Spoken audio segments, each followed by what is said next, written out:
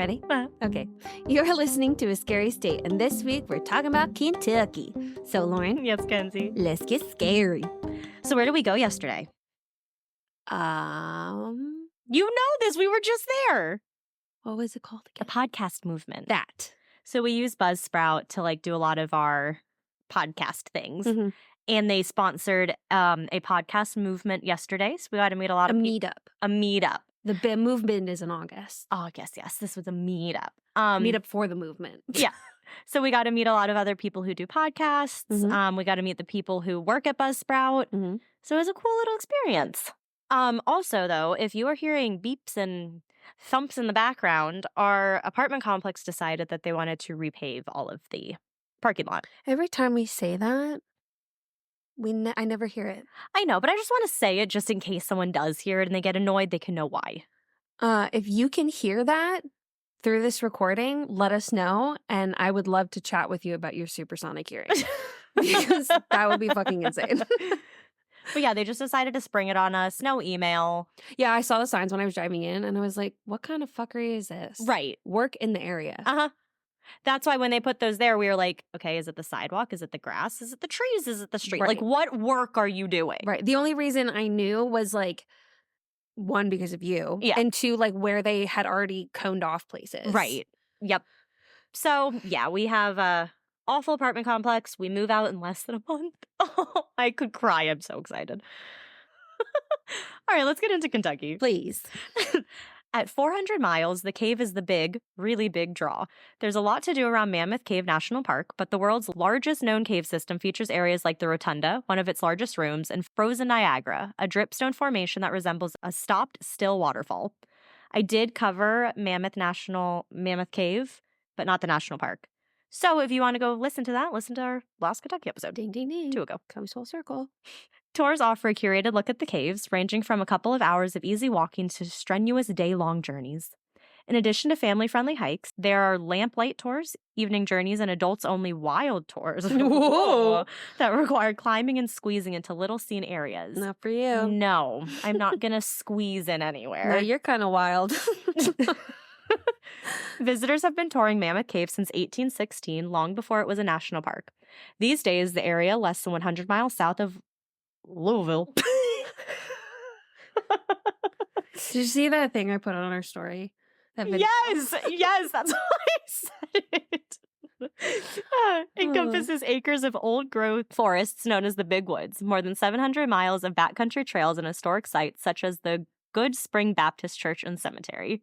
The goldenrod is Kentucky's state flower, known for its bright yellow color and significance to pollinators like bees and butterflies. The Daniel Boone National Forest covers over 700,000 acres. This forest is renowned for its rugged terrain, sandstone cliffs, and over 600 miles of trails, including the What? Sheltoe? That seems better than whatever you were going to say. I don't know what word came out first. It wasn't. It was not a word. The Sheltoe Trace National Recreation Trail. Red River Gorge. This geological area in the Daniel Boone National Forest is famous for its natural stone arches, rock climbing opportunities, and scenic beauty. If I was reading that, I definitely would have said George. I know it's Gorge, but I would have said George. Besides its famous bourbon, Kentucky's distilleries often contribute to local ecosystems by using natural springs and reforesting areas to maintain water quality. That's kind of cool. Yeah. So it's you need to drink there to save the environment. I'm pretty sure bourbon, you know how champagne comes from Champagne? The Champagne region of France. Right. I think bourbon, it's also a place. Well, it could be, no, that wouldn't make sense. I don't know. It could be. Cumberland Falls is known as the Niagara of the South. The 68-foot waterfall is one of the few places in the Western Hemisphere where you can see a moonbow, a rainbow produced by the light of the moon. That's cool. That is cool. I'd love to see a moonbow. The Bluegrass region area is not only known for its music and horses, but also for its fertile soil, which supports a diverse range of plant and animal life, including rare species of wildflowers. The tulip poplar is the state flower of Kentucky, recognized for its distinctive tulip-shaped flowers and height, often reaching over 100 feet. Damn, that is a tall-ass flower. I mean, that's a tree. I thought it was a flower, too, and I was like, oh, my God. Okay, they're pretty looking, but I'm like, damn, it's like a sunflower. Nope, because it's a tree. 100-foot tall sunflower. Yeah. Kentucky is home to several species of rare orchids, including the showy lady slipper and the yellow lady slipper, which can be found in specific forested areas. I love the names of flowers. I do too. The state serves as a crucial stopover for migratory birds along the Mississippi Flyway, making it a prime location for birdwatching, especially in places like the Ballard Wildlife Management Area. Lake Cumberland is one of the largest man-made lakes in the U.S. Lake Cumberland has over 1,200 miles of shoreline and supports a wide variety of fish species, including striped bass and smallmouth bass. Besides Mammoth Cave, Kentucky's karst. What does that mean? I have no idea. It's a type of landscape. It's a landscape where the dissolving of the bedrock has created sinkholes, sinking streams, caves, springs, and other characteristic features. Oh, okay, cool. See, thank you for sharing. I didn't know that. You're welcome. So besides Mammoth Cave, Kentucky's karst landscape features numerous other caves that host unique ecosystems, including blind cavefish and various bat species. I don't know why blind cavefish freak me out. Have you seen one? Yeah, they don't have eyes, right? I don't know. I don't know. Oh. Blind cavefish. Yeah, they don't have eyes, and I don't Let me like see. it. Well, I can't turn my computer. No, son of a bitch. Here, I got an idea. Work smarter, not harder. Take a picture of it. Yep. Oh my God. Yeah, aren't they kind of creepy looking? Do you think it has like a little fish friend that's like, it's like seeing eye fish? Oh, this is my seeing eye fish. This is my seeing eye fish. The state insect is the viceroy butterfly, which mimics the appearance of the monarch butterfly for protection. Natural Bridge State Resort Park features a natural sandstone arch, which is 78 feet long and 65 feet high, formed by the weathering of rock over millions of years. The Barren River Lake is a man-made lake that provides habitats for various wildlife species, including bald eagles and great blue herons, and is a popular spot for fishing and boating. There are a lot of popular spots for like fishing and boating and things like that in Kentucky, it seems like. Yeah, which one's the most popular? I don't know. They should compete. Have a competition. Big Bone Lick State Park is known as the birthplace of... Wait, you didn't... Go back. Oh, you want me to read that? Yeah, I want you to read that. Okay. There's so many nature-related facts. They're all nature-related facts. Yeah. But these are fun and engaging nature-related facts. Yep, so that's what I'm about to read. The first ones were interesting and unique for like nature enthusiasts, but for you non-nature enthusiasts that just want to know about cool stuff, ChatGPT gave me some fun facts. So that's what I'll get into now. Big Bone Lick State Park is known as the birthplace of American vertebrate paleontology. The park got its name from the prehistoric bones and fossils found here, including mammoths, mastodons, and ancient bison. Ancient bison! How are they different from today bison? I'm assuming it's pretty similar between a mammoth and an elephant. Those are so different. Correct. One is ancient, one isn't. But the woolly mammoth is woolly. The elephant is not. Correct, which is why it's ancient. The ancient bison look the exact same as a normal bison. Well, good for them. Woolly mammoths shed their fur. Now they are elephants. In some parts of Kentucky, you can witness the phenomenon of synchronous fireflies, where thousands of fireflies light up in unison during their mating season, creating a mesmerizing natural light show. You would not believe your eyes. 10,000, 10 million fireflies. You know what I learned? What? Is that the whatever chemical in their butt that makes them light up is actually like supposed to be like poisonous. Oh. Because that's like how they warn off predators. Don't eat me. Oh. And so if you collect like 12 of them, I think, you can like make enough to actually hurt a human. So can you imagine 10 million of them? Oh my God. That's actually kind of terrifying. Right? Does it like poison you? No, because it's not enough for like us to affect us. Well, yeah, but if you've got 12. I think so, yeah. I believe so. Write this down because I want to look this up as we're waiting for this episode. Firefly poison. Which actually will fit into my story and you'll see why. Kentucky is rich in fossil deposits, and visitors can legally collect fossils at sites like the Falls of the Ohio State Park, which features an extensive fossil bed dating back to the Devonian period. The Louisville Mega Cavern is a former limestone cavern turned tourist attraction featuring underground zip lines, a ropes course, and tram tours, all while being home to a unique underground ecosystem. That seems cool. I would go to this. Yeah, I would do that too. I could do that. I could do a ropes course that's like limited in height. Right. Yeah. We had to do a ropes course in one of my classes in college. It was like our midterm and our final. So we I would went have failed. twice. Well, our teacher said, as long as you get up there, you pass. And so one of the girls had like terrified of heights. And so we go up, she's up there. She had a panic attack. So they had to do a medical like evacuation thing where they like did their medical way to get her down. All of us are standing there like terrified. Oh, not great. But she got an A. So I would hope so after that. because our teacher was like, if you go up, that's all I'm asking you to do. You will pass. Why? It was a leadership class. So it was like about learning communication and like, because it was like a team building ropes course at my college. Yeah. And so it was like for communication and leadership and team building and stuff. Oh, I feel like there's a lot like more grounded ways. I mean, I hate heights, but I had a great time. That's the thing is that I'm like, I would love to do a lot of things height related, but know that I'm not as brave as I wish I was. See, I felt a lot more brave because I had the harness and I knew the harness and like I was like secure on that harness. So I knew if I stepped off, I would not fall. See, that's what's nice is that you trusted that harness. I did because would not have trusted that harness. I had no reasons to not at that point. I had every reason not to. Kentucky hosts numerous way stations for migrating monarch butterflies, providing essential habitats that support their long journey from Canada to Mexico. Reelfoot Lake was formed by a series of earthquakes in 1811 to 1812. This lake in western Kentucky is a major wintering ground for bald eagles, making it a prime spot for eagle watching. Cool. Speaking of eagles, it's not speaking about them at all, but it reminded me, we're getting the pandas back to DC. What? So, okay, okay, here's my thought process.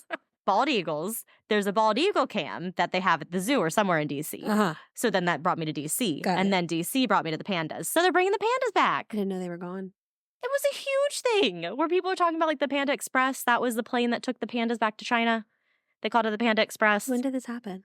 A couple months ago. Couple months ago? Yeah. But yeah, they're bringing the pandas back at the end of the year. I missed that newsreel. You did. I heard about it at work. People at my work are very into animals. And so... I thought they were into Dateline. Well, that too. Animals and Dateline. Animals and Dateline. Two most important things. Fair.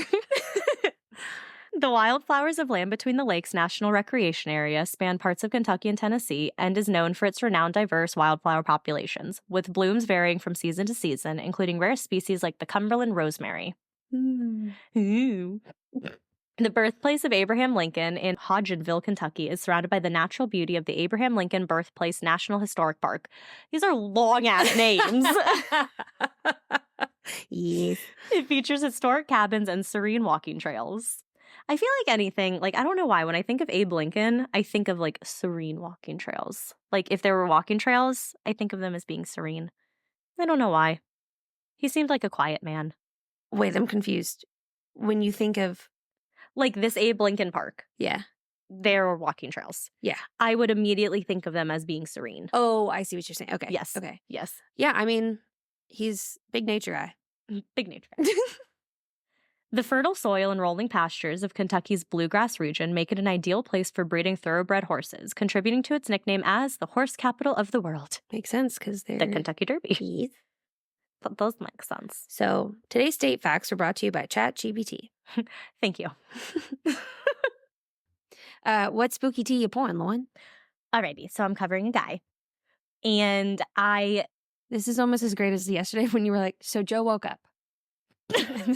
Congratulations. Glad that happened. I was telling Mackenzie a story about how Joe's car got towed by her stupid apartment complex, and I had to start it with, Joe woke up, but then Mackenzie started laughing because she's like, well, I'm glad he did. You had a significant pause. So Joe woke up, and I'm like, okay, good. I'm glad that happened. I was giving a play-by-play of my morning. Yeah. Okay, well, anywho.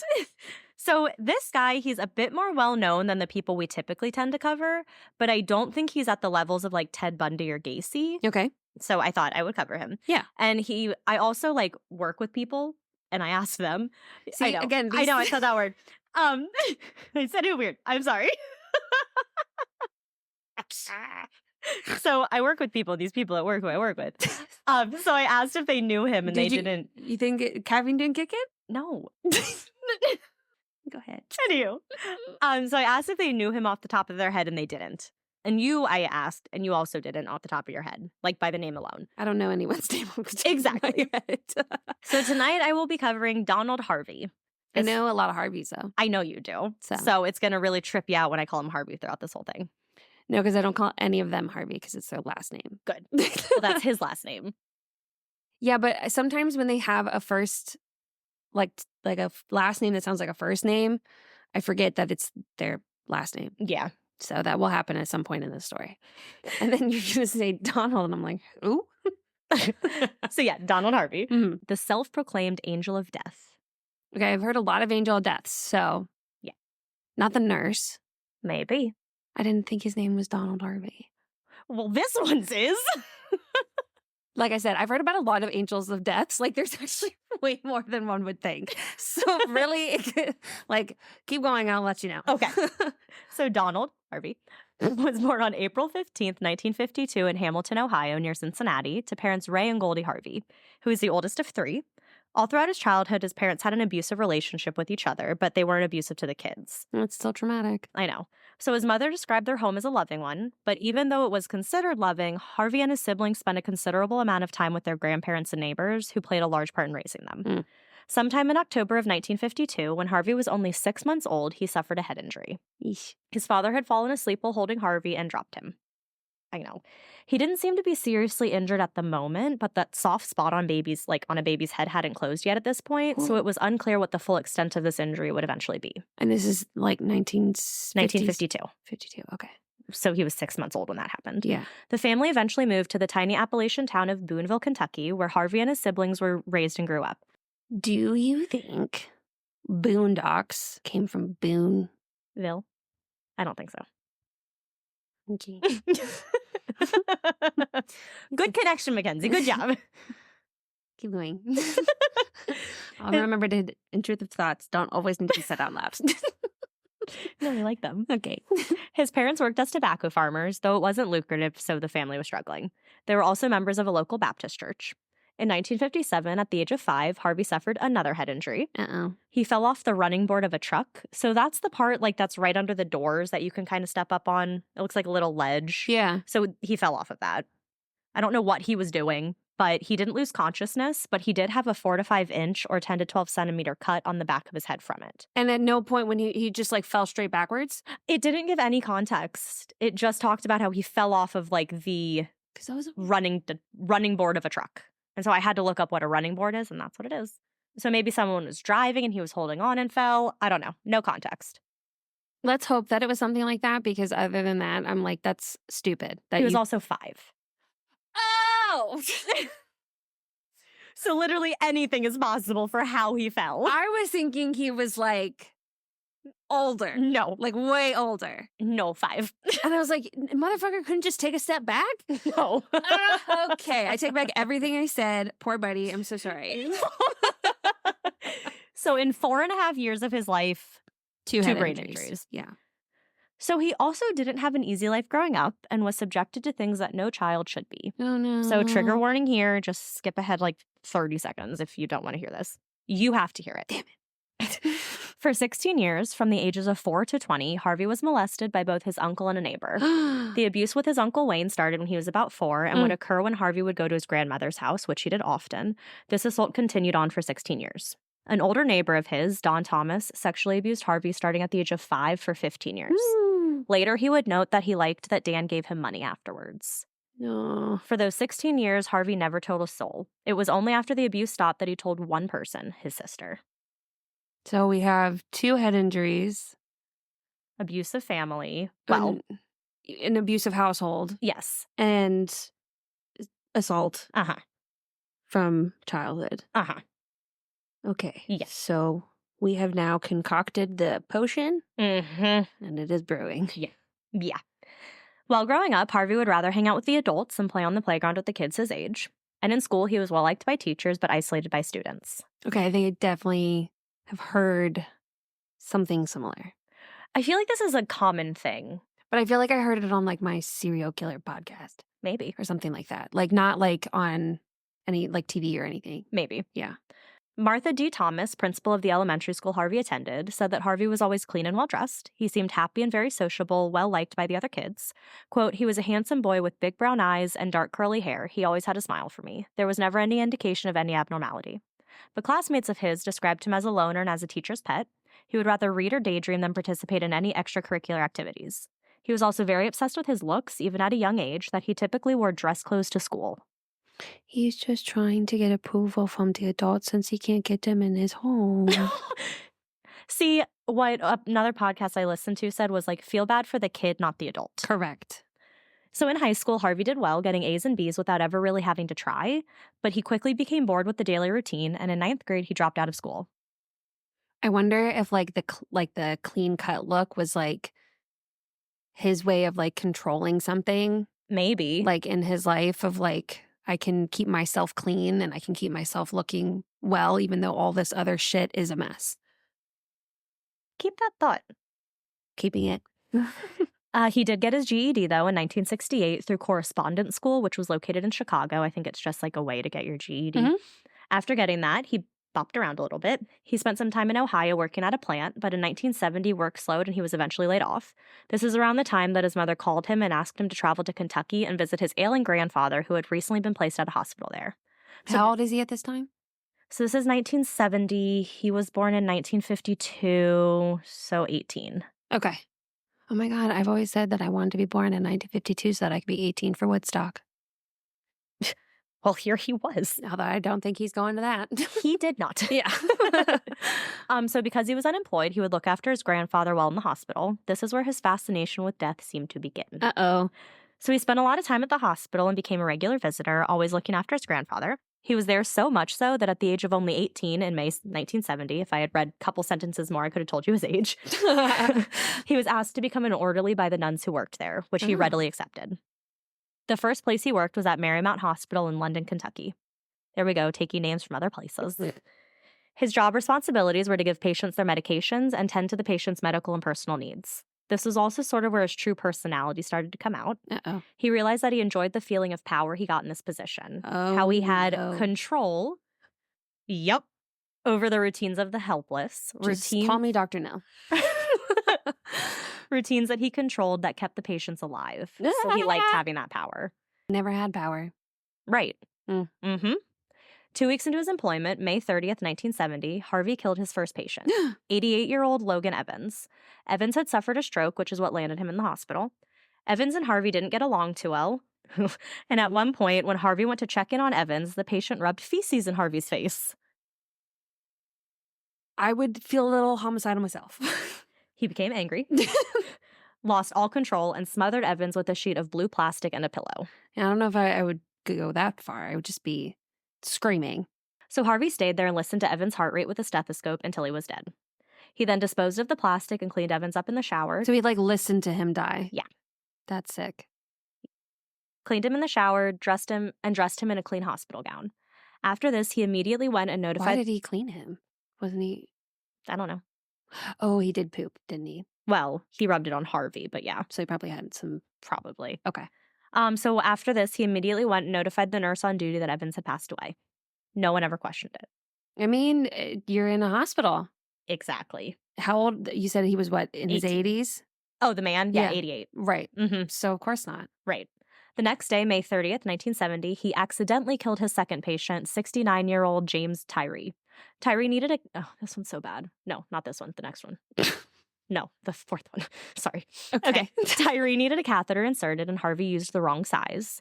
Tyree let him proceed, but at some point yelled at him to take it out. Harvey used the heel of his hand to control Tyree and continued to insert it until Tyree began to vomit blood. He too passed away. That's not a fucking accident. No. These all get, like, really bad. Yeah. So just a heads up. Okay. I take it back. I don't think I've heard of this angel of death. His first mercy kill occurred on June 22nd, 1970, to 42-year-old Elizabeth Wyatt. She had been praying for death and had told Harvey that she wished she could die. So, thinking he was helping, Harvey turned her oxygen supply low. 4 hours later, a nurse came to check on Wyatt, only to find her dead. Mm. His first premeditated murder took place on June 24th, 1970. It was the murder of 81-year-old Ben Gilbert. Okay, so this one is wild and brutal, so this one definitely gets like a trigger warning. This whole thing is just a trigger warning, so just. They usually are. One day when Harvey came into Ben's room, Ben was startled. He thought that Harvey was a burglar, so using his urinal, he knocked Harvey unconscious, then proceeded to pour the urinal contents over him.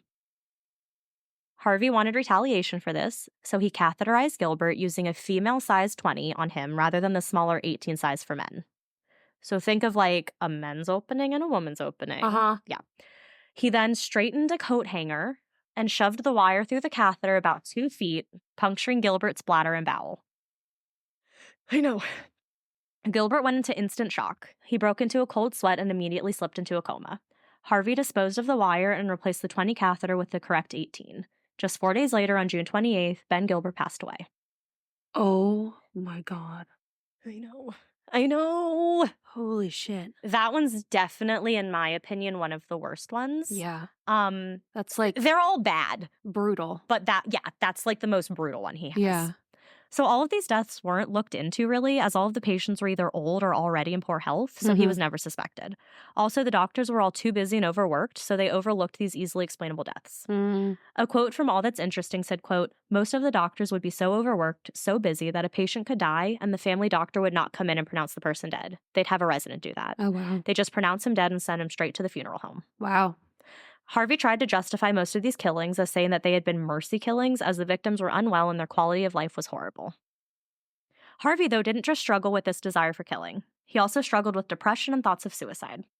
This is around the time that Harvey met Vernon Midden and started a 7-month relationship with him. Vernon was an undertaker who was married with children. What is an undertaker? An undertaker is like they work in the morgue. Oh, okay. Yeah. Okay. So during their time together, Vernon taught Harvey the ins and outs of how the human body operates and how it reacts when certain things are done to it. Oh, good Lord. Like what happens to the body if it were to, I don't know, let's say be smothered. He also introduced Harvey to the occult, and Harvey immediately took an interest. He would attend different meetings with Vernon, but wasn't allowed to participate in any of the rituals as he wasn't yet a member.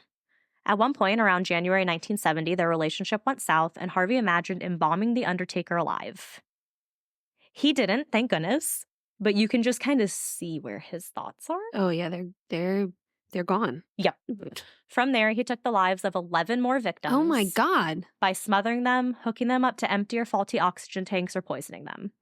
How he would suffocate his patients was either by smothering them with a pillow or by letting their oxygen tanks run out of air. Oh my God. Harvey's last day working at Marymount Hospital was March 27th, 1971, though the exact reason for his leaving isn't clear.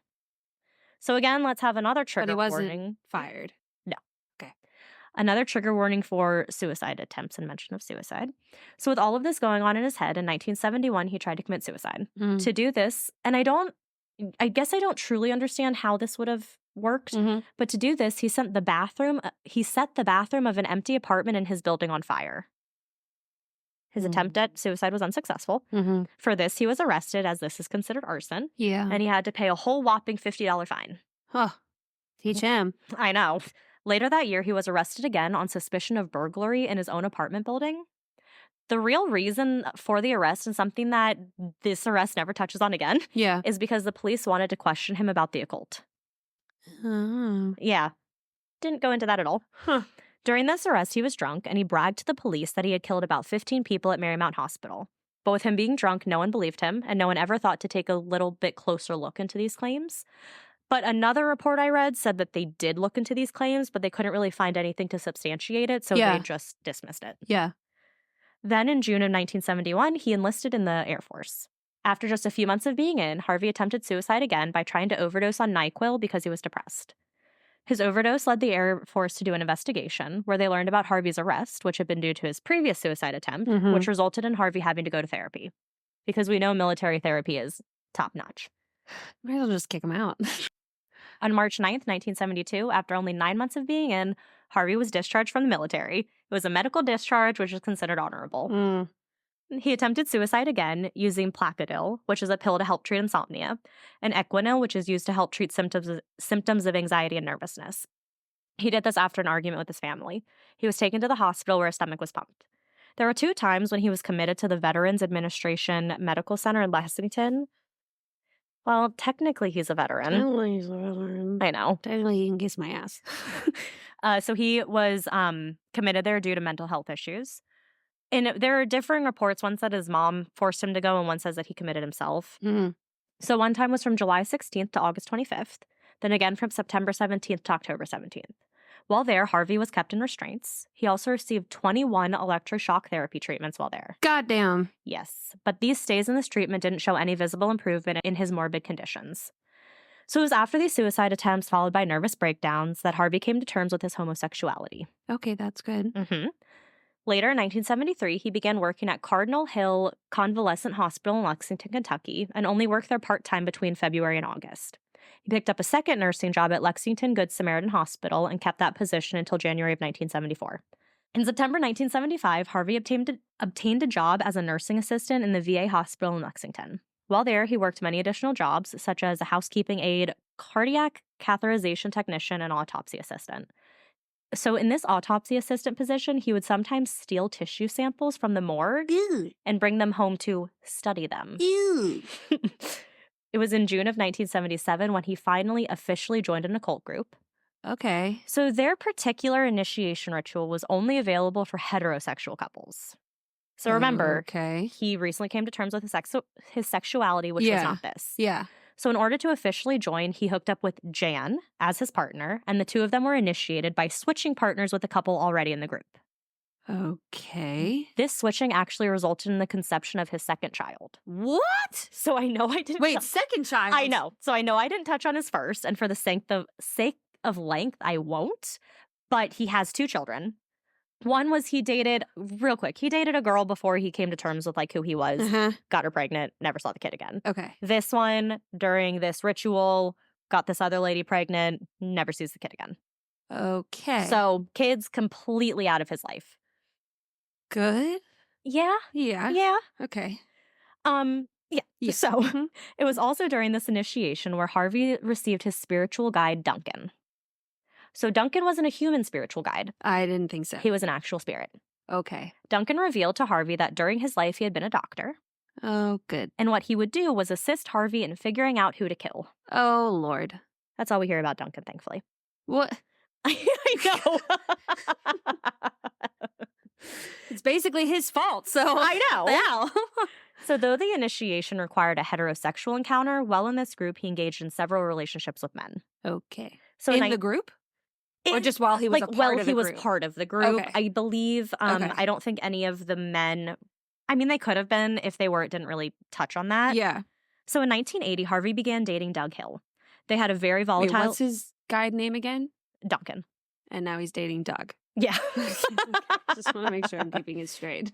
So they had a very volatile relationship and argued often. After one fight in particular, Harvey wanted to retaliate against Hill. Oh, God. He did so by slipping arsenic in Doug's ice cream, causing Doug to get sick. This was Harvey's first time harming someone outside of the hospital environment. Uh-oh. So I don't know if Harvey and Hill broke up, for what went on, but in August of 1980, he started a relationship with Carl Howler, and the two moved in together into Carl's parents' home. Okay. So this is 1980, which means he would have been... Did Doug die? No. Okay. Doug didn't die. He came out of it fine, but they broke up. Okay. And then so he'd be about 28 at this point. Okay. So he's moving into Carl's parents' home. How old is Carl? I think he's about the same age. Okay. It didn't say his age, but I assume about the same age. Okay. So at some point in their relationship, still in 1980, Harvey found out that Carl was going to a local park every Monday and playing around with other men. Harvey was pissed. We already know he is willing to hurt others, so he made no reservations when he started feeding Carl small doses of arsenic every Sunday so that he would be too sick to go to the park on Monday. Oh. Harvey also started to believe that Carl's good friend Diane was trying to split them up. So in order to kind of get her out of the picture, this is so bad, Harvey stole a sample of hepatitis B from the VA hospital. He put some of the sample into Diane's drink. She was infected, but was able to get it treated quickly. He also poisoned her with acrylic acid and tried to infect her with AIDS, which he also stole from the hospital. So thank God the acid and the AIDS didn't work. There's isn't there something very specific about that? Like if you have especially if you have an STI and you don't tell your partner or oh yeah, you don't tell if you don't tell multiple people or whatever. Yeah, I think it's considered not negligent, but Yeah. Something like I know yeah, it's something. bad. Yeah. Where especially if it's something where it's like AIDS or something that can't be treated. Yeah. Yeah, I'm pretty sure you can get in trouble for that now. Yeah, and it's like you had knowledge, but you were spreading it knowing you had it. Yeah. Okay. Oof. Yeah. So at this point, Harvey is becoming more or less, for lack of a better word, protective of Carl and was becoming suspicious of anyone he viewed as a threat to Carl and an indirect threat to himself. So enter 62-year-old Helen Metzger, one of these people who Harvey viewed as a threat. What 60? Who? 63-year-old Helen Metzger. And he's in his 20s still, like late 20s. Yeah, he's like 28. Okay. So to get rid of her, Harvey sprinkled arsenic on some leftovers that he gave Metzger. He also sprinkled that arsenic into a jar of mayo. Why is this woman a problem? He just views people who Carl's close with as threats. Why was he close? Why was Carl close with her? Just a friend. Okay. But someone who's not threatening at all. Right. But because she was friends with Carl. Like she was someone in his life who wasn't him. Yeah, pretty much. And I think part of it, too, was he kept thinking that these people were telling Carl to break up with him. Probably were. Probably. But so, that's a threat to him. Yeah.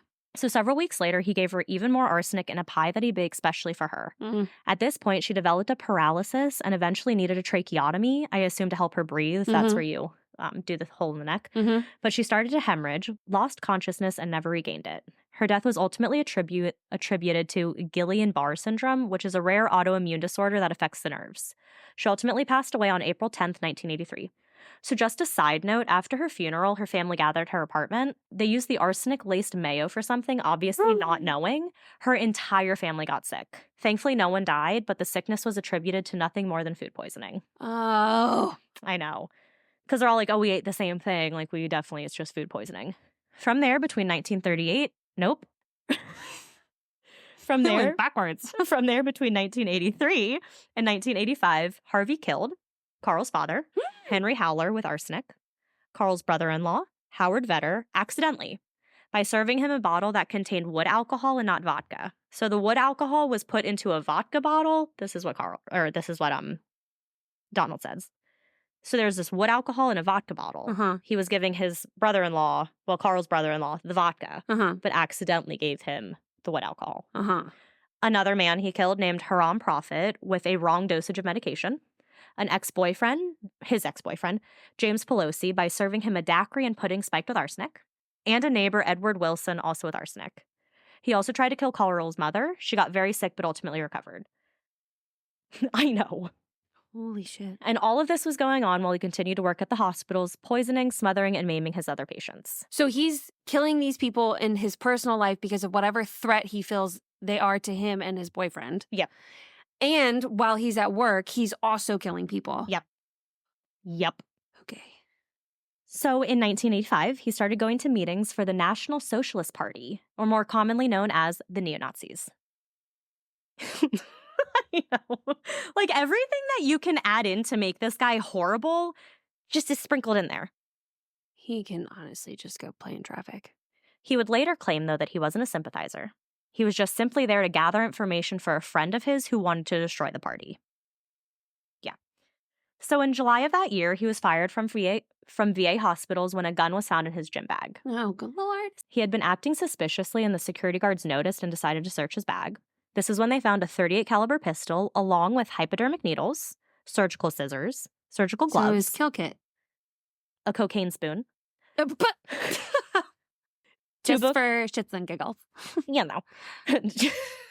We have a spoon for Roy that's like my peanut butter spoon. Yeah. So it's my cocaine spoon.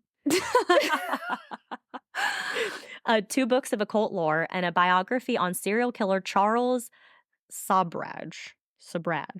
So according to Wikipedia, Never mind, you're about to tell us. This Charles guy was born Hachin Bawanani Gurmuik Sabraj, born April 6, 1944. So he's a serial killer, fraudster, and thief who preyed on Western tourists traveling on the hippie trail of South Asia during the 1970s.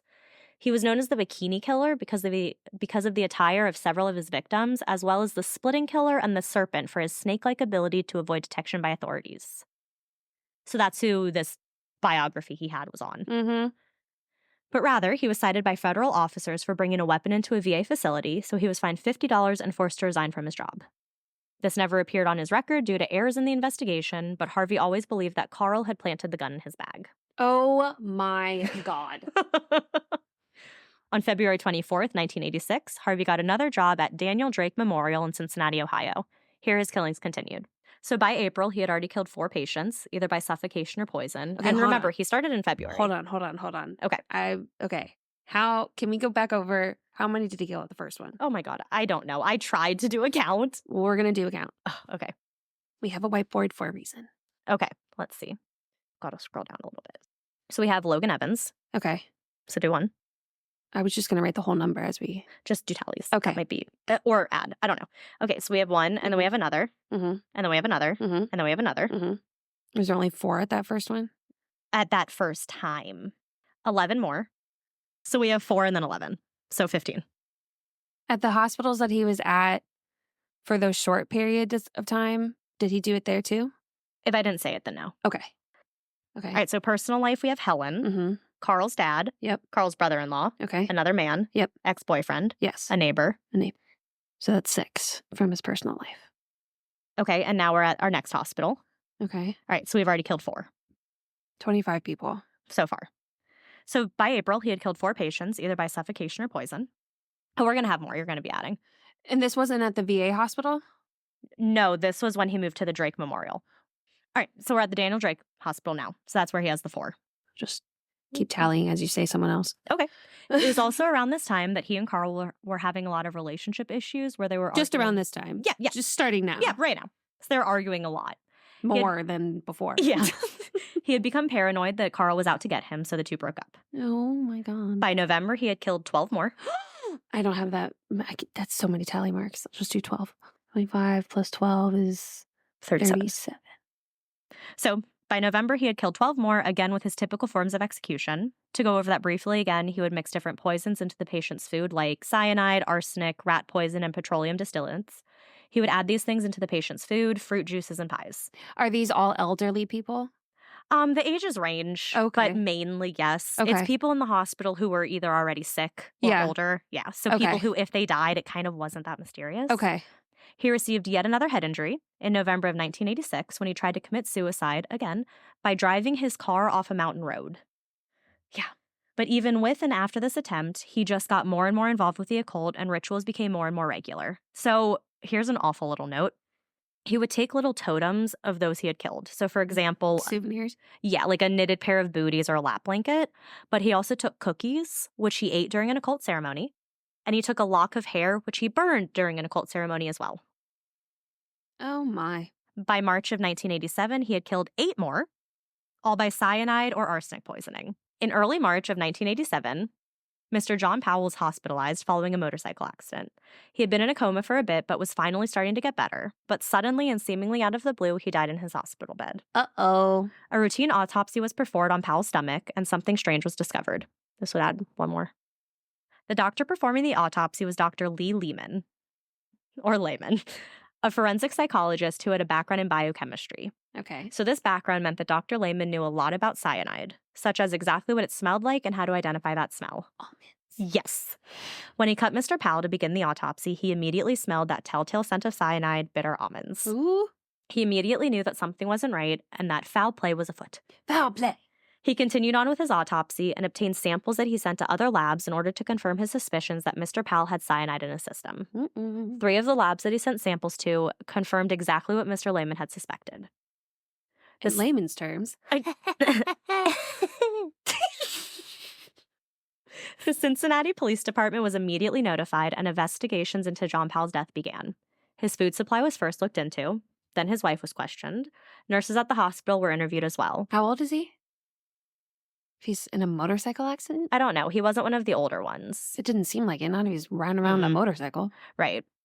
But so all these people are being interviewed, and one name kept coming up in those interviews. The attending nurse at the time. Donald Harvey? Yes. Suspicions really started to rise with Harvey due to the questionable ending of his employment with the VA hospital. Oh. Which had previously just been simply overlooked. Again, we don't really know what the questionable ending was. I think it was just that he so abruptly left. Oh, okay.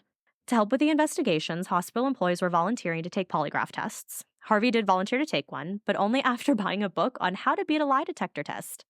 Good. Yeah. Solid. But on the day that his test was scheduled for, he conveniently called out of work sick and didn't end up taking the test after all. It's probably Smart idea. Because he never took the test, he was immediately brought in for questioning. Well, leave if you're going to do that. Right. Again, we're always saying, get the fuck out of town. I know, not smart. He was questioned by detectives Jim Lawson and Ron Camden. The two detectives really did the whole good cop, bad cop routine. Okay. But after extensive questioning, they were able to get Harvey to confess to putting cyanide in John Powell's G-tube, which I guess is like the feeding tube or something, because he was in a coma. So. Gastric tube. Yeah. G-tube? Gastric tube. I don't know. Yeah. He went on to say that he only did it because he felt sorry for Powell and his family and the suffering that they were going through. Bro. But that was the only murder he confessed to, as he denied having ever done this to anyone else. All the 45 other people. Well, eventually he's telling somebody because we know about them. Yeah, exactly. So I can see where this is going. Spoiler alert, he does get caught. His home was searched in April of 1987. Investigators found mountains of evidence against him. So over the years, Harvey had been able to amass 30 pounds of cyanide. Damn. Which he had slowly pilfered from the hospital. He had been keeping it at his home and used it when he wanted. Because of that, the investigators found jars of cyanide and arsenic, books on the occult and poisons, and a diary that detailed every murder. Ah, this is where it comes in. Going into detail about the victim and the form of execution used. I'm all for making memes and and that, but some things you just need to lock away in your head. Yep. On April 6, 1987, Harvey was indicted for aggravated first-degree murder of John Powell. William Wallen was appointed as Harvey's public defender. On May 26, Harvey was psychologically evaluated, and he was found to know the difference between right and wrong, and was able to conform to the conduct of the law. He was also deemed to be free of, quote, emotional disease or defect of the mind. Beg to differ about that one. He was confirmed to have depression, but was not and has never been psychotic. Also beg to differ about that one. By June, evidence started to connect and mount, and the media obviously was reporting on this story. Like, it's a huge story, so it's being told all over.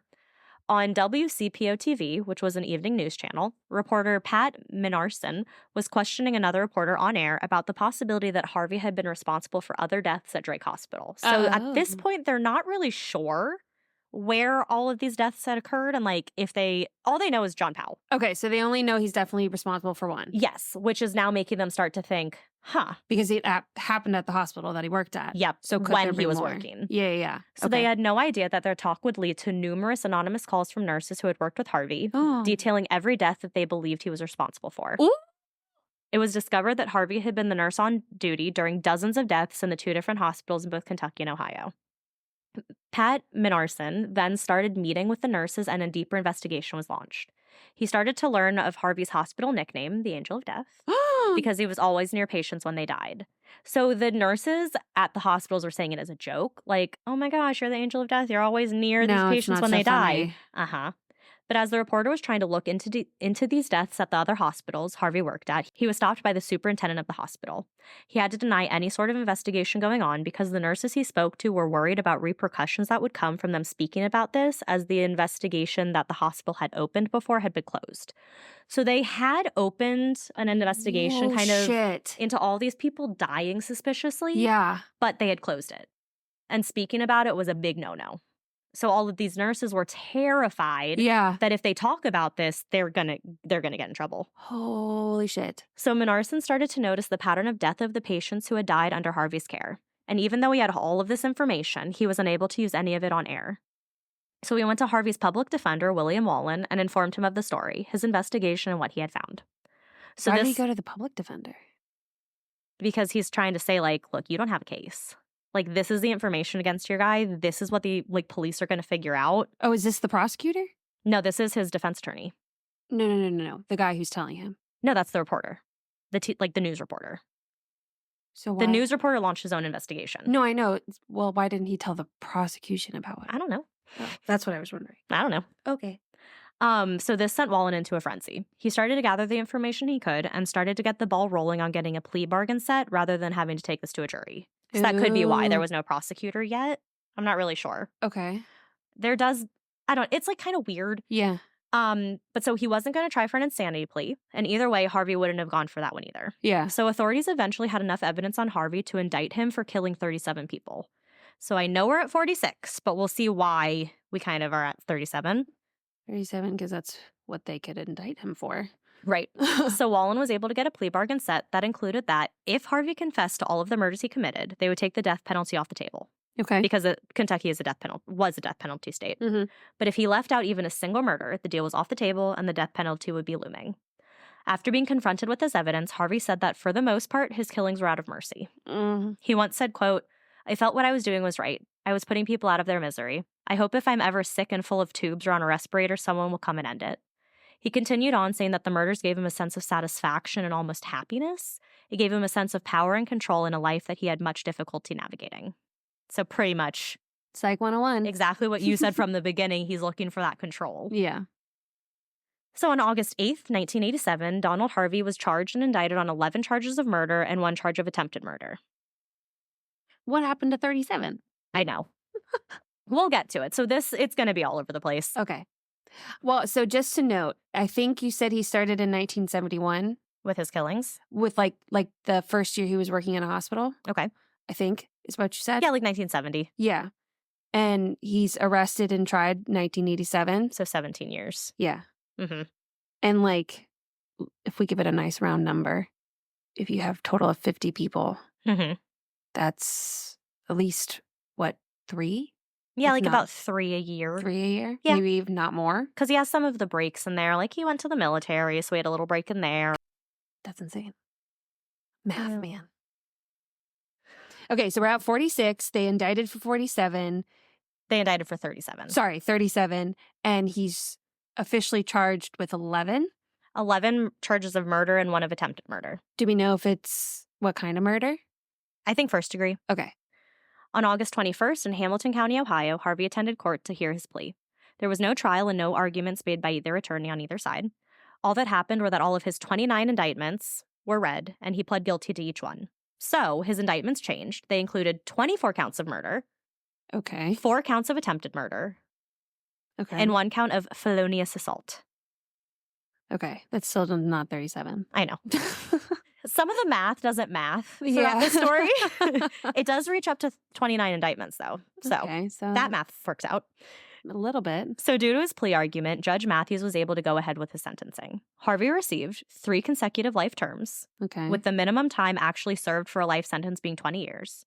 So at minimum, he would have to be incarcerated for 60 years before anything else could happen. Okay, cool. Like that. 4 days after that, he pled guilty to 25 murders and was subsequently sentenced to 4 consecutive 20 years to life sentences. Wait, is this in addition to the 29? Yes. Wait, this is in addition to the 29? I believe so. So we have like 29 and then we have 25. We have a lot. It's 54. He was also fined $270,000.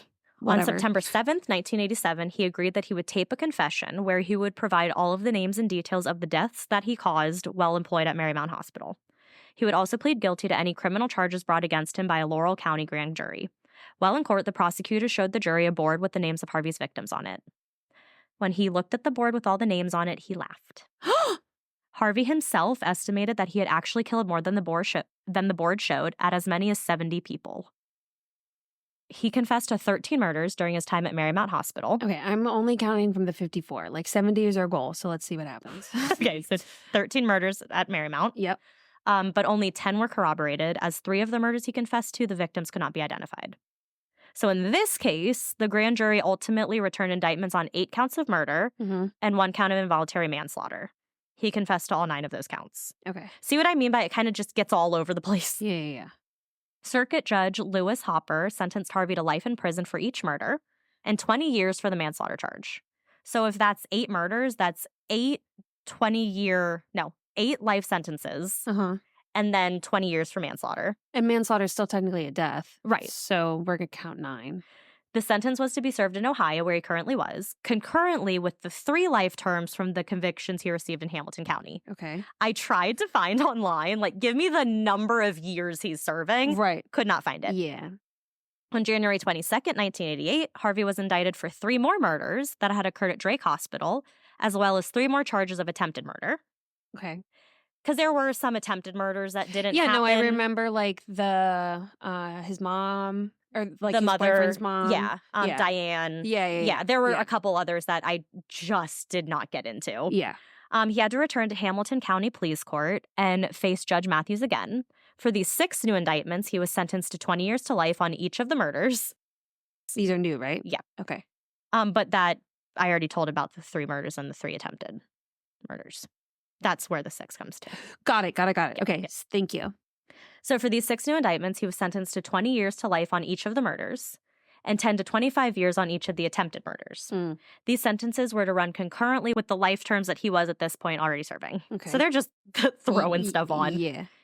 At this point in everything, Harvey had been convicted of 28 counts of murder and 8 counts of attempted murder in Hamilton County, Ohio. So between 1970 and 1971, and I tried to sum it up a little bit here, but, as best you can with all these numbers. Yeah. So between 1970 and 1971, while at Marymount Hospital in London, Kentucky, he had killed 13 patients. Yeah, start anew. Wait, hold on. Let me erase this. So our numbers right now, before we go back through, confession versus convicted, 66. Okay. Is what he's technically been convicted for. Okay. So yeah, if our math is right. This is what I tried to, Okay.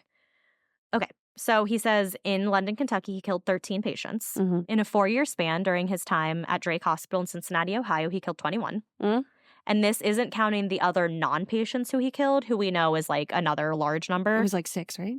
I don't even remember. Okay. So here we're at what, like 34, about 40? So in total, in the end, he was convicted of 36 murders, 1 intentional manslaughter, but some estimates place his actual count to be closer to 87. So he's only charged with 36, but people believe that like with all of these numbers that we've been putting together and like the different things that they've been hearing, they believe it might be closer to 87. Because I guess there's things he's indicted for versus officially charged. Right. So we got back to 37. So pretty much another sum up of the charges: Ohio, 20 years to life for each murder, 10 to 25 years for each attempted murder, and Kentucky, life in prison for each murder, and then 20 years for manslaughter. So hundreds of years. Because I think a life sentence is technically like 185 years. It's like some random number. Yeah. So it's like, you could have 3 life sentences, but it's technically that time. It's that time of year, which is good too, because if you die, then you're trying to, like, technically your soul's still serving it. Hopefully. That's the idea anyway. So he gave an interview in 1991 with a reporter from the Columbus Dispatch. He was asked, "Why do you kill?" Harvey answered, "Well, people controlled me for 18 years and I controlled my own destiny. I controlled other people's lives, whether they lived or died. I had that power to control." When asked, Clearly therapy didn't work. You really have to try at therapy for it to work. When asked what right did you have to decide that, he said, "After I didn't get caught for the first 15, I thought it was my right. I appointed myself judge, prosecutor, and jury, so I played God." I mean, shit. 15? 100%. You're going to think, well, I can do fucking anything. Right. And when his motive or not motive, but like the way he's doing it is at a hospital. Right. With people that are close to death. So when they die, it's just like, oh, yeah, he died. So some more court stuff occurred in 1988 to 1991 with different civil suits against Harvey, the hospitals, their staff, their administrators, and trustees, but I won't get into all of that. Oh, shit. Someone's getting fired. Oh, there was a lot of stuff, but I was like, you know what? Well, I mean, it sounds like a little bit of negligence on their part if they did an investigation. And because the doctors were so overworked that they're not noticing all of these people dying. Right, which is not for the doctors to do. It's for the administration to do. And if the administration is half-assing it, when you clearly have all these women that are saying he's the angel of death, yeah, you bet your ass I sue you. So Harvey will have his first possibility of parole in 2048. Nice. So in only 24 years from now. He'll be He's 96. not dead yet? He'll be 96 at that point. Hopefully he'll be dead. But too bad, so sad that will never happen, because on March 30th, 2017, Donald Harvey died at the age of 64 in prison. God bless. Where he was serving his time. But he didn't die of natural causes. Fantastic. Even better. Oh, no. He was beaten to death by another inmate in his cell. Love it. The inmate got like 20 years, but I don't think he cared. He's a hero. It's like the one who killed Dahmer. Yeah. Kill any of them. Like, have them be miserable in jail for a little bit. Like, let them suffer for a little bit. Yeah, like give them hell in jail so that they want to die. And then brutal. Yep. So on July 23rd, 2001, the Associated Press printed an article listing the worst serial killers in the U.S. So number 5 was Dean Corll. Dean Arnold Corll was an American serial killer and sex offender who abducted, raped, tortured, and murdered a minimum of 28 teenage boys and young men between 1970 and 1973 in Houston, Pasadena, Texas. Are you going to go down the top 5? Mm-hmm. Oh my God. Okay. Number 4 was Bruce Davis. Bruce McGregor Davis is an American criminal and former member of the Manson family who had been described as Charles Manson's right-hand man. Oh, right. Remember that name. Number 3 was Patrick Kearney. Patrick Wayne Kearney was also known as the trash bag killer and the freeway killer. Not the person I'm thinking of. And is an American serial killer and necrophile who murdered a minimum of 21 young boys and men throughout Southern California between 1962 and 1977. Oh, Lordy. You want to have a guess of who number 2 was? Our friend Harvey? No, John Wayne Gacy. Yeah, he did a lot. He was an American serial killer and sex offender who raped, tortured, and murdered at least 33 young men and boys in Norwood Park Township near Chicago, Illinois. He became known as the Killer Clown due to his public performances as the clown prior to the discovery of his crimes. And at number 1, we have Donald Harvey. Damn. Donald Harvey is above John Wayne Gacy. Well, And Dean Corll. Like you said, the access he has and in the method that he's doing it. Right. Of course. And it's also like, you're never going to be able to 100% confirm that because there might actually be some that did die. Yeah. Like of naturally. And yes, he happened to be there. Mm-hmm. So you can't say for sure how many it is. Right. According to Michael Newton and an Encyclopedia of Modern Serial Killers, quote, with 37 confirmed murder victims and confessions nearly tripling that body count, Harvey holds the official record as America's most prolific serial killer. And there you have the story of Donald Harvey, the Angel of Death. Wow. I know. That's like, okay, so I definitely have heard his story before. Yes, that's how, when I started reading it, I was like, okay, I know this story, but I can't pull out his name. Right. And I also didn't know all these details. I couldn't tell you that this is what he did. Right. Once you started talking about it, I was like, okay, yes, this, like, elements of this story are familiar, but the details I forgot about anyway. Right. But I think this was like the first Angel of Death cases like I really heard about, like that was not on TV. Right. And I like couldn't fathom. Like I couldn't wrap my head around it. And I'm like right back there. Like just it's like you think about like John Wayne Gacy who killed 33 and you're like, damn, this guy was 37. And while that's just confirmed. That's confirmed. Yeah. So yeah, his estimated number is 87. And I wonder if there are deaths that he just didn't tell people about. Probably. You know? And he's part of like this occult practice. I wonder what they did there. And just, I mean, how do we know how many were written about? What do you mean? Like how many deaths were written about? Yeah. Didn't you say he had journals that documented it all? Yeah. So the numbers that I counted were pretty much Radford University. I don't know what it is with them and serial killers. Go Highlanders. A great article about him, like where they had a whole database. Yeah. So it was one of their things about him. Yeah. And so I was reading through it and I would talk about like, the 4 deaths and then I would count all of the deaths that he did and do like, all right, 14 there, 14 more deaths. Yeah. Like, yeah. Yeah.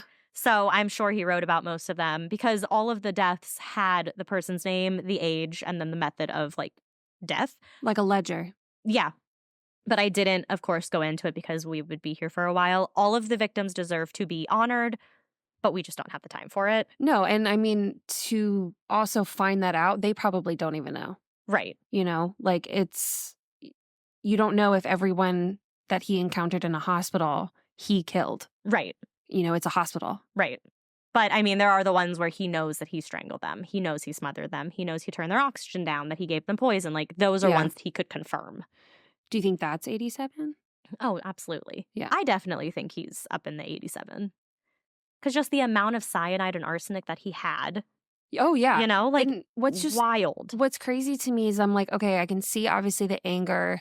The aggression is increasing. But 17 years of essentially doing the same thing. Yeah. I feel like isn't that supposed to be abnormal? Like, don't they have to constantly change it up or whatever? Oh. Nope. Once a killer finds an MO, that's kind of what they stick with. No, that I know. But I mean, like, in terms of the type, like the thrill they get out of it. No, for him, it just seemed to always, I think it was for him, like you said, just a control thing. Yeah. He knew, like, and that was like what and he thought he was a mercy killing, so all of these people deserved to die because he was being the merciful one helping them die. Yeah, like he thought of himself very highly, so that Mhm. was the reward he got from this. Yeah. I know. God damn. So yeah, Angel of Death. Whew. Whew. Wow. Mackenzie, Yes. what do you have for us this fine evening? Not something as depressing as yours. I know. We've had a good trade-off lately I think so too. of really depressing and then not so much. Yeah.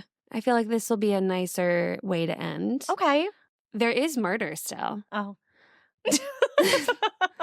but not like your murder. Okay. This is more of like 1800s feuds or like an early 19th century feuds. We love a 19th century feud. Yeah. So it's some of them get kind of interesting how this turns out. Okay. So they're more of like not necessarily dumb crimes, but like, you know, like when people do the news segments of like dumb crimes, Oh, love them. these probably would have been in that. Okay. Okay. So I'm sure we've all heard of a legend or two about the strange mysteries in the mountains of eastern Kentucky. The people who reside in the Appalachians are known for being recluse and not keen on outsiders. This, of course, makes outsiders curious, and when their questions aren't answered, they create their own. Mm-hmm. The Blue people of Kentucky are no different. Oh, yes. With most of them living in and not leaving the secluded Appalachian Mountains, stories started to spread about the Blue people of Kentucky. You will hear their story, but their true story. Okay. Who they really are and why their skin is blue. Because of that silver. No. Ooh, you're one of them. You're one of them. Oh, no. Like any good family saga, we have some drama reported in newspapers from the time, and that helps add a little spice and spook to the story. Oh my gosh, we love the drama in the newspapers. We do. It's fantastic. I really feel like there's like a whole lot more to this family, and them being blue should be like the least of our concerns. I'm like, there are so many things mentioned that like I'll never find the answer to. Mm-hmm. Why didn't we focus on that? They're blue, die. There's a really funny news article when it first started coming out about these blue people, and a person was like, since it's around April 15th, I just would like to think that they're blue from their taxes. Or something like that. It was like, good one. Oh, I used the date April 15th in mine. Yeah. I don't remember what it was for, but it was there. Oh, maybe it was his birthday? This won't be in mine. Oh. I just happened to mention it to you. Oh, well, hey, it relates somehow. Okay. In 1820, Martin Fugate, a French orphan, arrived in Troublesome Creek, Kentucky. Seeking a new life in the heart of Appalachia, Martin settled on a plot of land and married Elizabeth Smith, a red-haired American woman. Unbeknownst to either of them, both Martin and Elizabeth carried a recessive gene for a rare condition that caused their skin to be a tint of blue, which would profoundly shape their family's legacy. As the Fugate family grew, so did their distinctive trait. Descendants of Martin and Elizabeth spread throughout the region, intermarrying with neighbors and many of whom also carried the recessive gene. So like Martin and Elizabeth had, I think, 7 kids, and 4 of them were blue. Wow. And I believe Martin was blue. So you said a recessive gene? Mm-hmm. Wow.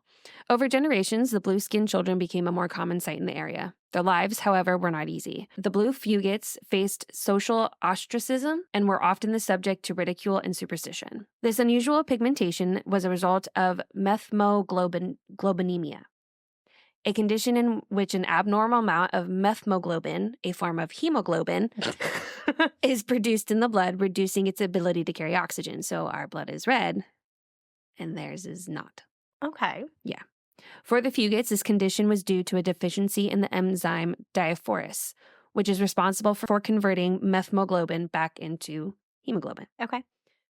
In a community as isolated as Troublesome Creek, the Fugates' blue skin was a curious anomaly. The lack of roads and modern transportation in the 19th century meant that the family remained largely isolated, which led to intermarriage within the community. This genetic bottleneck perpetuated the presence of the methemoglobinemia gene. Oh. For example, this has also happened in other places back in like probably early 1800s, maybe it was middle, when people were still like coming over and settling in the area. On the island of Nantucket, I think it was Nantucket, one of those islands up there, there was an abnormal amount of deaf people. And it was so prominent in the community that people who weren't deaf also knew sign language. Oh, wow. And because they were kind of trapped on their island, that's why it was like statistically, it was so much higher than one would normally see. And then obviously with bridges and boats and things like that, things spread and obviously those numbers dwindled. Yeah.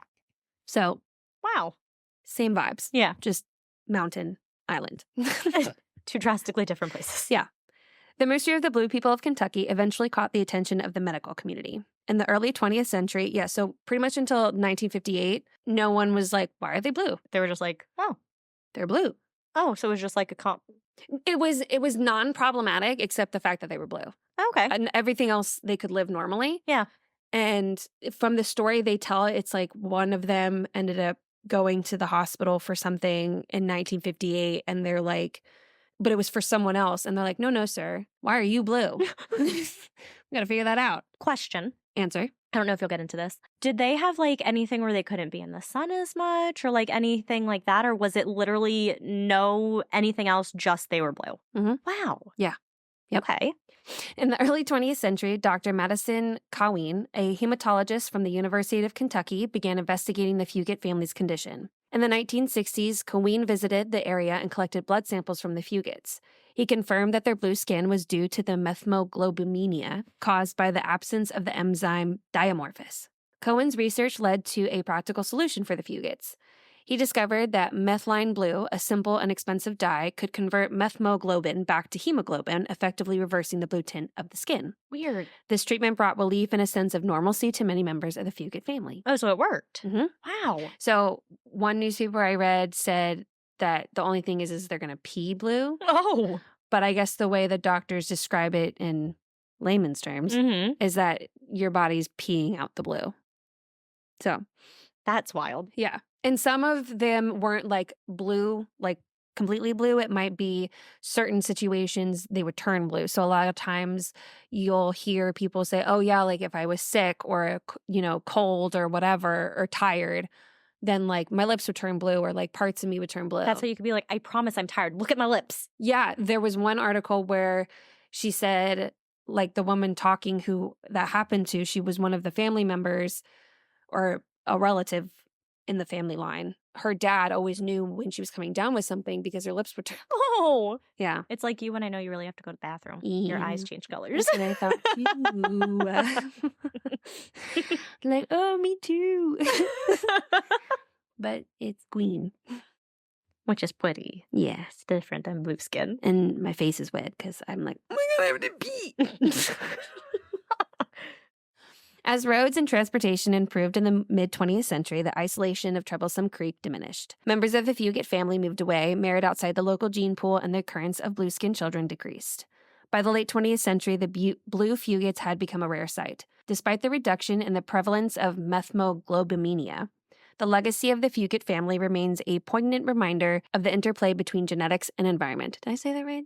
Poignant. Poignant? Mm-hmm. Did I say the G too much? A little bit. Okay. Well, we'll keep that. It's okay. The Blue Fugate story has permeated popular culture with fictionalized accounts in books and TV shows. Today, the story of the Blue people of Kentucky is taught in medical schools as a fascinating case study in genetic inheritance and population genetics. Despite the fact that people say that the Fugates were the talk of the town and stuff of local legend, there is never anything reported in the newspapers about this family being blue until like the 1970s. That's wild. Like literally, that's the first time it's talked about. And believe me, they're talked about. Oh, I can imagine. Everything published in the early 20th century says nothing about these people being blue, but they were troublesome. Because name of the creek. I get it. I thought that was good. I have compiled a collection of times that the Fugates were featured in the news, and almost all have to do with a feud and a shooting. Oh, okay. So all different feuds and different shootings? Feuds, like family feud. Yeah. Yeah. But yes, different shootings. Oh, wow. But roughly same people. And if you look at their family tree, like a lot of these names of people that they're feuding with, at some point, one of them marries one of them. Of course. So like you'll see a true Romeo and Juliet. Right. Like some of, like in one newspaper, it was like they were either known as the Blue Fugates or the Blue Combs, which like, so like even though it was two families, it was also one family. Yeah. Yeah. So first up is in January 1891. Is when something was in the newspaper? Yeah. Wow. Robert S. Combs was returning home from a logging trip with his brother and son. As they approached Troublesome Creek, they came upon a group of men that were engaged in a shooting match. God, men are stupid. Among them were John Fugate and James Miller. The men had just been at Jesse Field's saloon consuming a plentiful amount of moonshine. When seeing the Combs men, Fugate approached the elder Combs and started fighting with him because Combs' nephew had killed Nathan Fugate, brother to John, not long ago. Right. Miller joined in a few minutes, both men had out their revolvers and were banging away at Combs, who was unarmed. Combs grabbed a Winchester from one of the bystanders and began to fire back at his assailants. Jeez. To quote the newspaper article, quote, "The marksmanship of all three was poor, for when the palisade was over, the only wounded man was Combs, who had a bullet in his thigh." Fugate and Miller had gotten away and had yet to be arrested. The article also reported, quote, "As both Combs and Fugate families have large followings, this affair is likely to precipitate another Breathitt feud." That was the county that they were in. Fugate is related to the notorious counterfeiters of that name and has the strongest kind of backing amongst the worst elements of the mountains. And I'm like, no one wanted to touch on that. Right. That seems like a much more interesting story. And then even better, they were also fucking blue. Right. Like, that's an added bonus. That's like, not the cool main side thing. fact. Right. That's a detail. Right. Like, come on. So in April 1904, a man named Sam Jones had burned to death in Troublesome Creek. Oh, no. It was reported that Tom Benton Combs and Will Combs were responsible for the man's murder. They had previously been at the home of Henry Fugate and had told the family that they had to go back up to the creek where Sam Jones is eventually found. They told the family that they had piled 16 rails on each side of him and then set him on fire and left him there. Oh, my gosh. And that he might burn up, so they got to go check on him. Right. Yeah.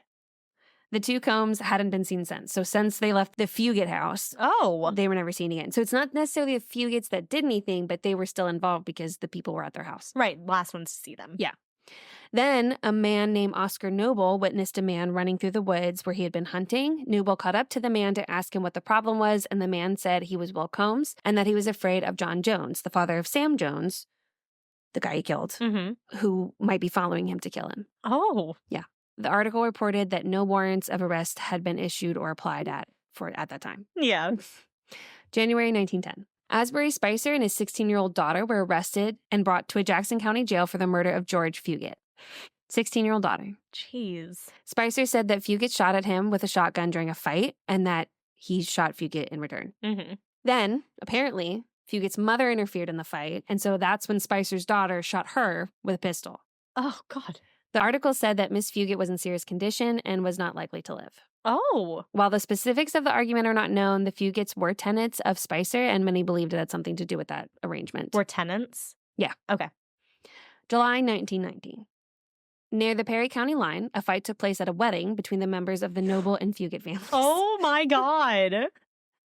Both families attended the wedding of Donner Niece at the Niece home. People believed that the long-standing rivalry between the two families were responsible for the scuffle. So Courtney Noble, who is actually a man, was shot first, and after falling to the ground, he drew his revolver and fatally shot both Green and Mahogany Fugate and wounded Zach Niece, Donner Niece, and Beach Noble. These names. I know. Both Nieces and Beach Noble were expected to recover. Courtney Noble was in serious condition but expected to make it.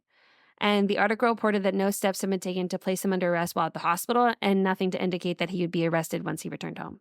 And what year was this one in? 1919. Oh, 1919. I thought you said 1990, and I was like, damn, we have a big old jump there. No. Okay. March 1925. This one kills me. These last two are just, well, especially this one. This is insane. Okay.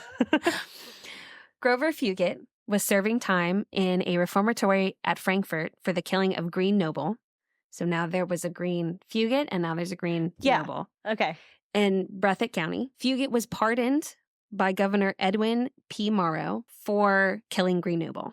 So then after the pardon, Fugate gets out of jail and then goes and kills Green's father, Sol Noble. For this murder, he was given the death penalty. Oh, yes. But that was overturned in the Court of Appeals and a new trial was ordered. So since that first trial, Jake Fugate, who's a brother of Grover, was and also indicted with him for the murder, has been killed. Oh, in prison? I don't know. Oh. I'm pretty sure, I don't think so. He's just not alive anymore. Correct. Pother Napier, also a defendant in the case, forfeited his bond because he feared for his life and fled. Jeez. So I'm assuming that the Jake kid got killed because of his involvement. Yeah. And the other guy was like, no, Yep. keep me in here. I'm good. I always think about that, again, with the show I'm watching. It's based in prison. And I was like, I would just want to be in isolation the whole time. Just keep me in here. Keep me away from anyone else. I'm good. Yeah. Like, I don't need to be in general population. I would not survive. So June 1930. The previous October, Jasper Fugate went to gather his corn, and as he returned, I'm sorry, it's just so funny. Oh, it gets even better. And as he returned, he found a stone wall that his nephews had built across the path. Jasper tears down the wall in order to let his sled pass through. Naturally, yeah. Yeah. His nephews had been nearby when the wall was torn down and supposedly started throwing stones at their uncle. Arthur, Bailey, and Elm Fugate were arrested and convicted in Perry Circuit Court for stoning their uncle to death. Oh my God. According to the testimony of attending physicians, one of the rocks that struck Uncle Jasper in the head is what ultimately caused his death 4 months after the stoning took place. Mm-hmm. The brothers' punishment was fixed at a confinement in the state penitentiary for 5 years. A sister of the three, who was accused jointly with her brothers, was acquitted. Only 5 years? I think they're young.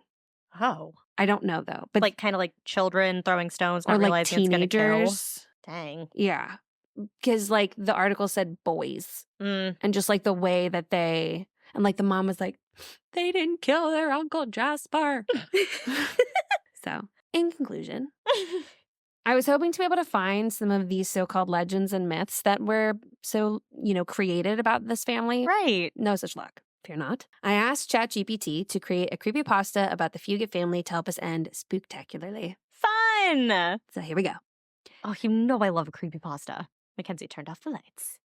This is a perfect little flashlight for I know. Okay.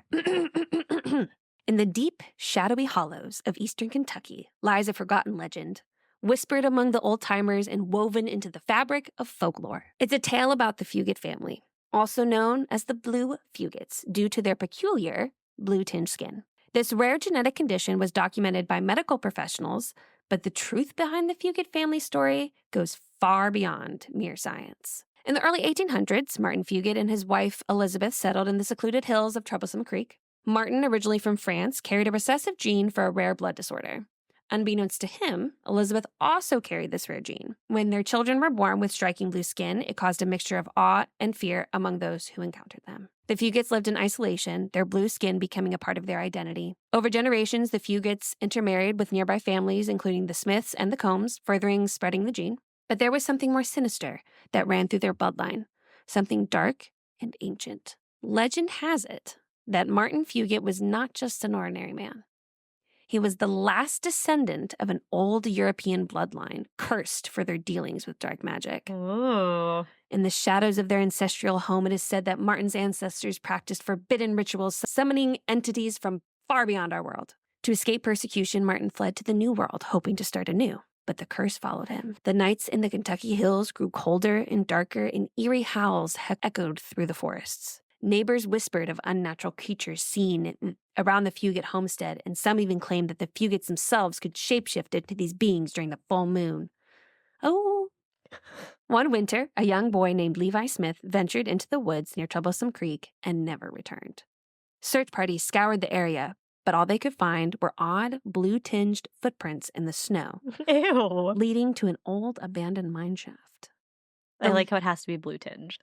Well, yeah, they're blue. Oh, yeah. The locals, frightened and suspicious, started pointing fingers at the Fugates. But soon after, the Fugate family began to dwindle. One by one, they vanished without a trace. Some believed that they were taken by the curse that had haunted their family for centuries. Others thought that they had retreated deeper into the hills, becoming one with the forest that had long been their home. Years passed, and the memory of the Blue Fugates faded into legend. However, the mystery remains alive in the hills of Kentucky. Hikers and campers occasionally report seeing blue-tinged figures moving silently through the trees at dusk. Ew. Others claim to have heard whispers in an unknown language carried by the wind. One chilling account from the 1980s tells of a group of spelunkers exploring the caves near Troublesome Creek.